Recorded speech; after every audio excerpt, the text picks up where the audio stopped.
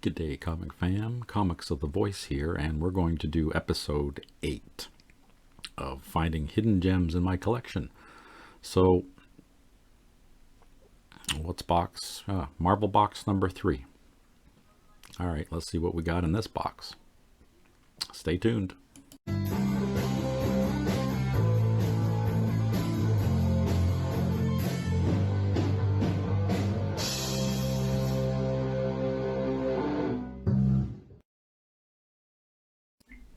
Hey comic fam, Comics of the Voice here. This is another box. This is Marvel box number 3. We're still in the B's here, so we've got, looks like some Blade.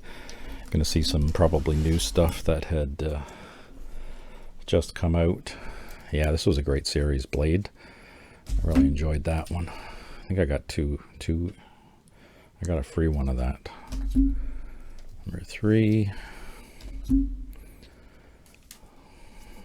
It's kind of cool going through these boxes again, discovering some of the cool stuff that I haven't seen either in a couple of months or in some cases even more than a year, because it's been a while since I've gone through my collection. I rebagged, reboarded, took pictures of the entire thing. This is Blade. That's just Vampire Nation. Looks like it's a one-shot. And we got all the Blood Hunts. This is the stuff that just came out, so this is all brand spanking new. See, and I got these neat little dividers I started making up. So, yep, got the Red Banner one. I don't think it was really much of a difference on the interior. But yeah, this series I went in and I grabbed all the stuff, all the Blood Hunts. I even got some free ones. Yep. Red Banner. Red Banner. I don't know if that was just a money grab doing that Red Banner thing. Maybe. Laura Kinney, that was a cool cover though. X-23. Fantastic stuff. Incredible Hulk. Oh yeah, and then there was the Bloodline. It was the whole introduction of his daughter. She showed up, first appearance I believe was in a free comic book day comic. And then they did this, was her first series, I guess you could say. So her first appearance is in a free book, and then I think this is her first short series. Just a 5-issue run. Daughter of Blade. Let me go through this now. Cable. This was the old Cable. It wasn't a great run. I wasn't too thrilled. I think I ended up dropping off this. It did have some nice covers, so that was a nice little Virgin cover. Some neat stuff. Some zombies when they were doing the zombie variants. Oh, the X of Swords or 10 of Swords, whatever you want to call it. Crossover. The whole story of Cable being sent to the future to cure his whatever that disease that he had as a child that was going to kill him. Oh, it's an old Captain America.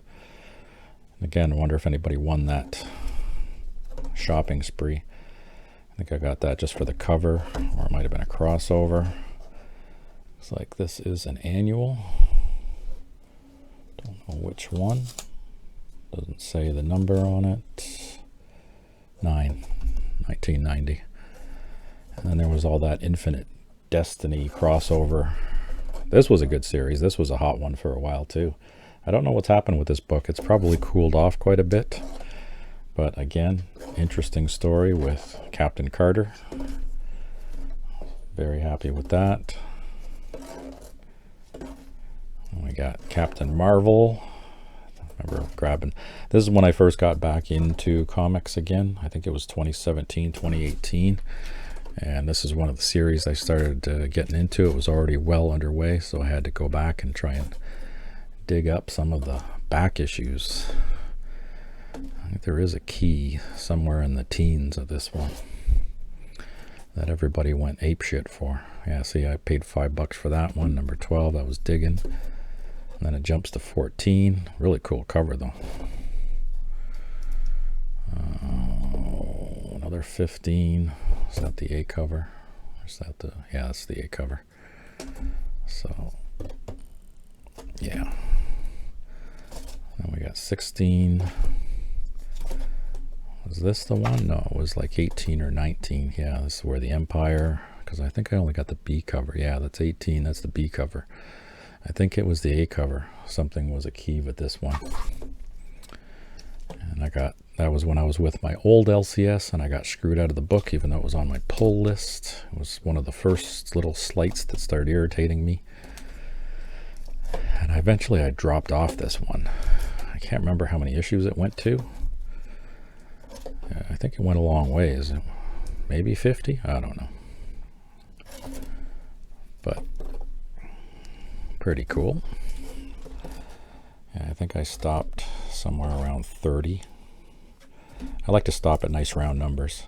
It's funny because back in the 80s when I was collecting, it was around issue 30 that I petered out on books where I got bored with the title. And I'd find a new focus.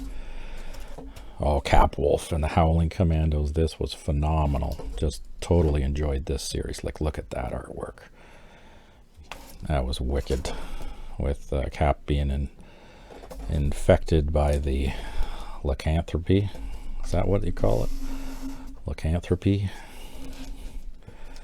Champions Outlaw. I think this one was hot for another 2 seconds. All these kids that were fighting some kind of rule against around superheroes. I think Miles Morales, who was in this one.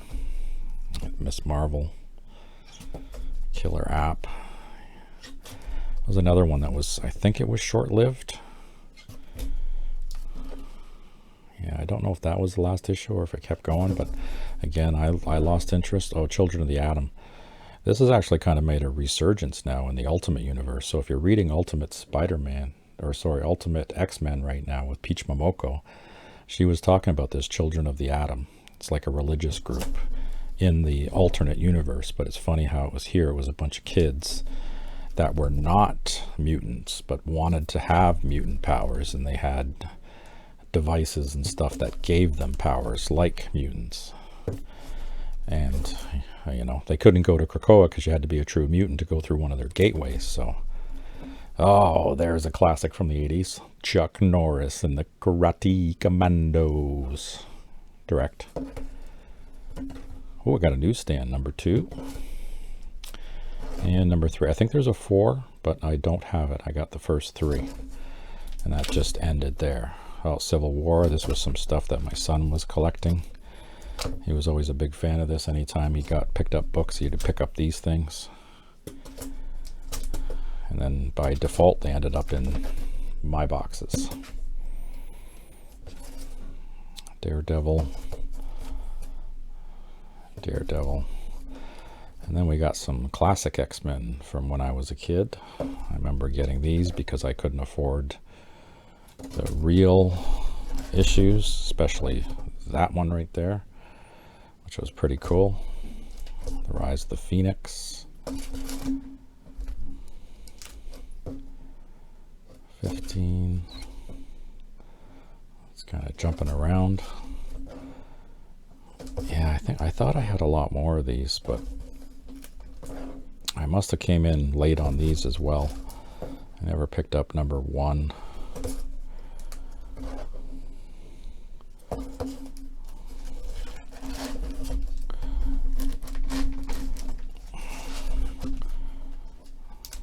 Some more Sasquatch. Oh yeah, and then there's the Conan the Barbarian movie special, newsstand, and direct edition. And then these are some of my special issues of King Size Conan. Yeah, I remember picking these up at auction. That's number 1, number 2, number 3. So see, Gary, I do have some King Conan. That from back in the day. King Size Conan. And then I've got this one here, Handbook of the Conan Universe. Oh yeah, this was a neat one there. Crazy. It's kind of almost like the Mad magazine spoof, but Marvel version of it. And then Crypt of Shadows. Bunch of different characters in that one. Very cool. All right, so that is the third box of Marvel. So I hope you guys enjoyed, and we'll see you guys on the next one. Take care.